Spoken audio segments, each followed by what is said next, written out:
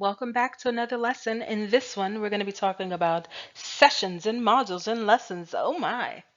Just kidding. You got to add a little humor. We're really going to be talking about how you can structure your virtual training.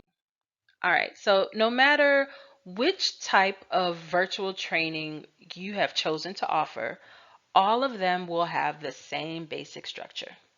Yep. You're going to start off with a beginning, you're going to go to a middle, and then you're going to have an end. So the beginning, we're going to call this the hook, and the end, we're going to call this a closure.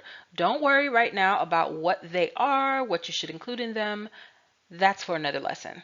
Today, in this lesson, we're going to talk about the middle, right? That training content. How do we structure it? How do we organize it? So, the answer I'm going to tell you is going to be depending on whether you're doing a webinar, a podcast, a virtual class, or e-learning. And the answer is going to be sessions or modules. What? What am I talking about? Well, let's let's go ahead and have a look at each one. So when you're delivering a webinar or a podcast or a virtual class, we're going to refer to each one of these as a session. A session.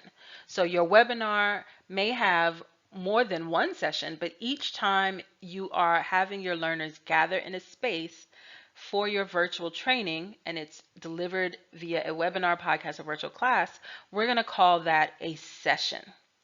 So each session has a what? A beginning, and then what comes next? Yeah, that's right. A middle, and then finally an end. You got it. So, you remember those milestones that you created for your training?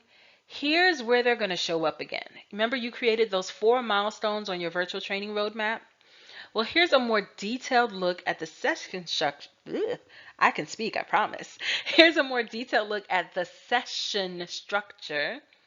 And it's going to show us that those milestones, they're right here, right? These milestones, let me switch to another pointer option because it's hard to see that purple, huh? All right, so we are going to see that those milestones, they're placed in a certain position. So remember that every session has a beginning, middle, and end. So where are the milestones going? That's right. The milestones make up the middle of your session. So each milestone, if you notice, also has what attached to it? Yeah, it has an activity. So each milestone is going to have an activity attached to it. Listen, if you're doing a webinar, a podcast, or a virtual class, it's as simple as this. This is your training structure. Okay? Your session, again, is going to have a beginning or a hook, a middle, which is going to be your content and related activities, your milestones, rather, and a closure. That's it.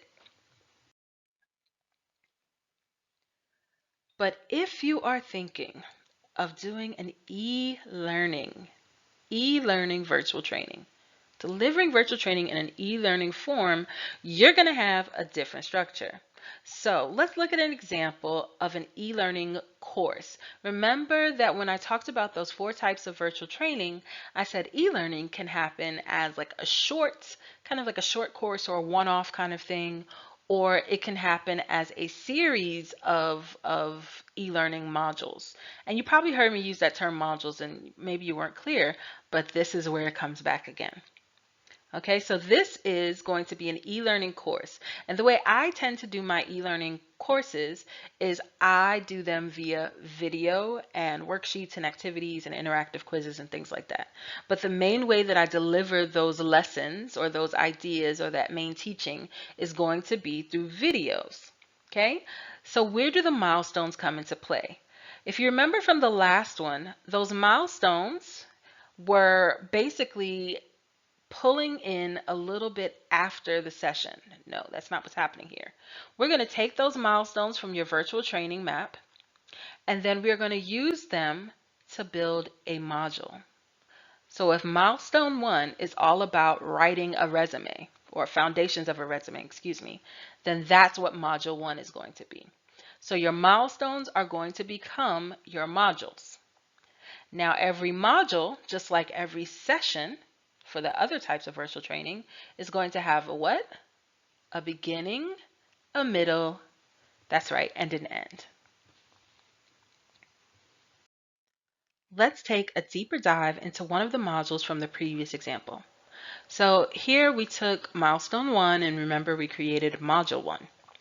And remember that I said every module is just like a session where it has a beginning or a hook, a middle, and an end or a closure.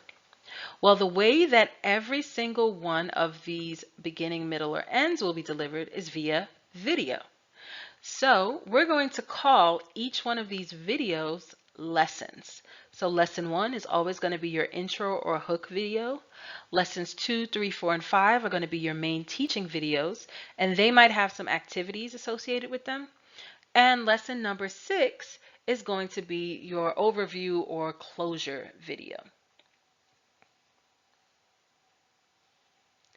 And what I want you to keep in mind is that these videos should be no longer than, let's say, about 10 minutes.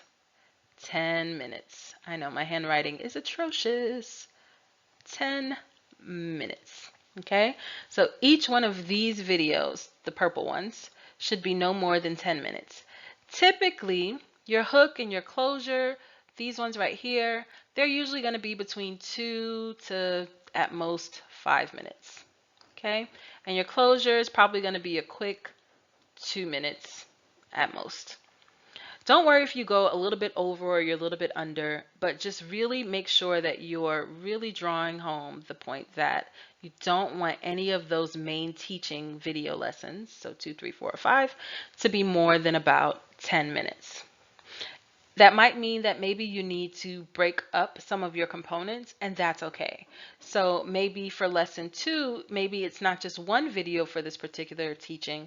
Maybe you're going to have 2 videos within this lesson. That's fine. So let's have a look at these 2 training structures that are associated with different types of virtual training. So I want you to choose the one that corresponds best to your specific type of virtual training. So that means what?